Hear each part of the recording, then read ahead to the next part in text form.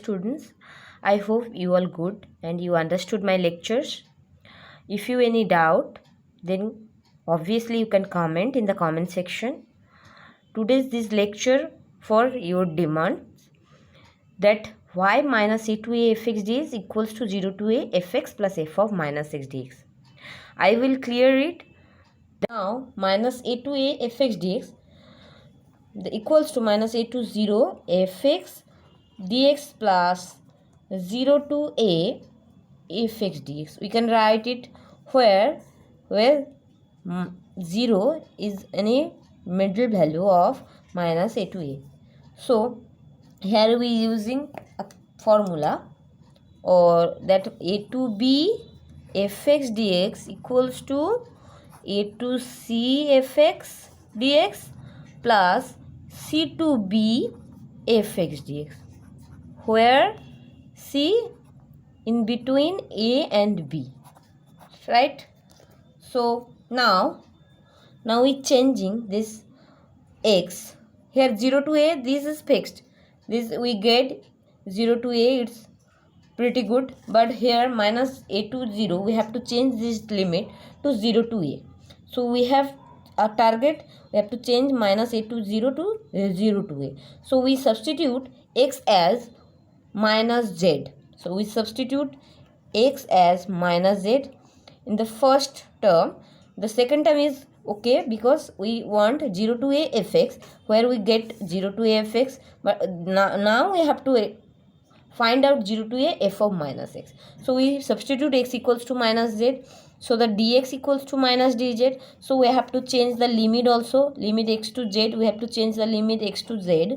When the lower limit of x is minus a, then z, lower limit of z is a. When the lower limit of x, upper limit of x is 0, then z is also 0. So the limit is a to 0 f of minus z minus of dz, right, plus 0 to a fx dx.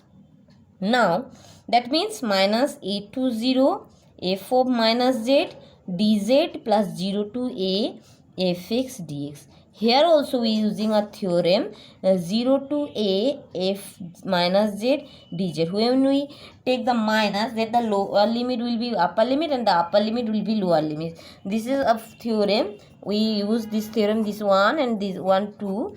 A to b fx dx is equals to, we can interchange the lower limit to upper limit and upper limit to lower limit. So we have to put a minus. So minus b to a fx dx, right? So I am using this second formula here, plus 0 to a fx dx. Now also here we are using a third formula. If a to b fx dx equals to a to b fz dz, that means if lower limit and upper limit are same and the functions will be a x function or z function, the value will be same all the time. So here you using this formula, so it will be 0 to a f of minus x dx plus 0 to a fx dx. That means integration 0 to a fx plus f of minus x dx. I hope it will be clear for you. So I am clear this formula or using this formula in an example.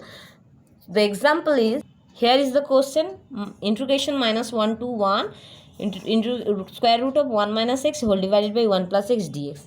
So here the lower limit and the upper limit are same. So we have to using the formula, which one, minus a to a fx dx. So we have to check first this fx is odd function, even function, or neither even nor odd. So we take fx as 1 minus x whole divided by 1 plus x.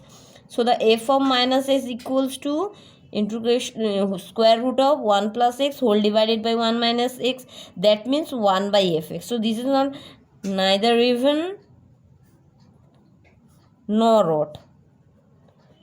This I am clear. This I did in a formula. If you any doubt, then check this video. So therefore integration minus 1 to 1 fx dx is equals to 0 to 1 fx plus f of minus x. So I am using the formula. So that means 0 to 1 fx plus a1 by fx dx, right? So equals to 0 to 1 square root of 1 minus x whole divided by 1 plus x plus square root of 1 plus x whole divided by 1 minus x. So integration 0 to 1 whole divided by 1 minus x plus 1 plus x square root of 1 plus x into 1 minus x dx. So is equals to 0 to 1 2 dx whole divided by square root of 1 minus x square. That means 2 into sine inverse x 0 to 1 2 into sine inverse of upper limit minus sine inverse of lower limit. That means 2 into pi by 2. This is the answer pi.